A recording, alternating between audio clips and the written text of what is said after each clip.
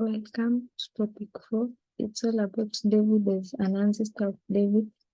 In this topic, we learn how reasons why God refused David to build him a temple and how David was an ancestor of Jesus. Then the objective of this topic is you should be able to explain why God refused David to build him a temple, and how the New Testament is a fulfillment of the Old Testament. Basically, by understanding this, you will be able to answer most of the questions of this unit, of this topic. Then, a simple introduction. David intended to build the temple for Jerusalem. He felt that it wasn't fair for the Ark of Covenant to be dwelling in the tent while he himself lived in a magnificent palace. To achieve this goal, David consulted Nathan, the prophet, on whether to build the temple. The prophet approved to the idea, but that night, Nathan received a revelation from God that David was not to build the temple, but his son Solomon could build the temple. So in this, we learn that David consulted his elders. He had to consult, so David was humble before his elders. Then the prophet's message to David from God. His son would build the temple, that is, Solomon was the one who was to build the temple.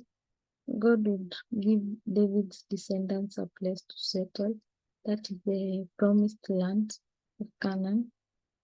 Then God promised to raise up an heir from the house of David to sit on the throne, and the heir was Jesus, because Jesus was from the lineage of David. Then God promised to make David's name great or famous among all the leaders of the earth. David's name could be known. Also, God promised David that he would be buried with his ancestors. Then, reasons why God rejected David's offer to build a temple for him. The first one, David had been involved in a lot of wars. He had shed a lot of blood, so God denied him because temple is an holy place and he had already shed a lot of blood. God was a God of people and could not be confined in a house.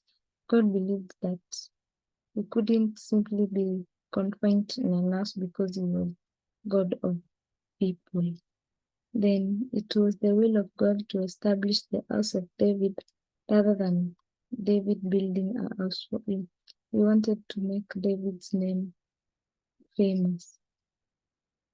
Then God had planned that David's sons were the one who could build the house, or rather the temple, where the Ark of the Covenant could be stored.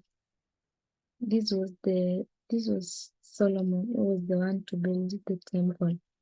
Then we look at the promises that God made to David through Nathan.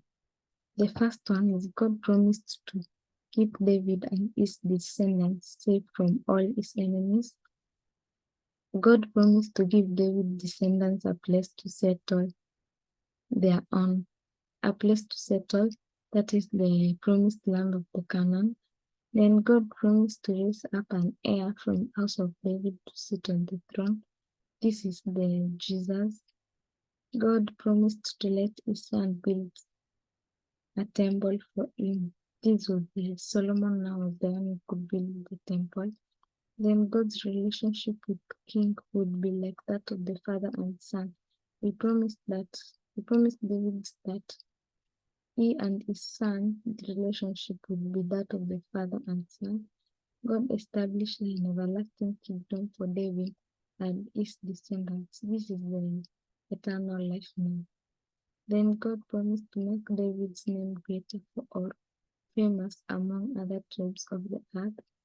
God would protect David's descendants from oppression and make them live in peace. God would bury David with ancestors. Then God would punish David's son when he did wrong. He told him that he could have a relationship like a father and son. So when our son misbehaves, he is punished. Is punished. So God promised to punish Solomon when he sins. God would bury David with his ancestors. God would punish David's son when he did wrong. He would always support David's heir. Then Messiah would come from David's lineage. Jesus would come from David's lineage. Then God would protect David from all his enemies. Then we look at ways in which David demonstrated faith in God and promoted worship of Yahweh. He accepted to be anointed by Samuel as the next king. He killed a bear and a lion and beheaded the shepherd of their father's flock. He trusted God and killed Goliath using a stone and a sling. He consulted God in all his undertakings. Before he built the temple, he consulted Nathan. Nathan was a God's prophet. And then he brought the Ark of Covenant to Jerusalem, making it a religious capital or even religious center. Through the faith in God, he conquered all Israelites' enemies. David was a military soldier, so he organized a war whereby the Israelite soldiers could go defend the Israelites, and David protected the Israelites from their enemies. He wanted to build a house of the Lord, that's the temple, whereby people could go gather and worship, offer sacrifices, and all that. He composed psalms. This could be used for spiritual leadership or even guidance. This is the book of Psalms, which contains what David wrote for religious matters. He strongly believed that God had given him the power. He believed that it was only through God that he was able to lead the Israelites. It was not on his own. Then he advised his son Solomon to be confident and obey God's laws. He told him that if he wanted to be a good king, he had to obey the God rules. If he wanted to be successful in Israel as a king of Israel, then he was humble before God and attributed his success even when he had committed the sin of idolatry. He humbled himself before the Lord. He asked for forgiveness and he asked for forgiveness. This showed humility before the Lord. Then he fasted and prayed. He fasted and prayed. This is showing that he respected God. He trusted in Yahweh. He believed in God that he was the leader, that he could guide him, that he was his leader.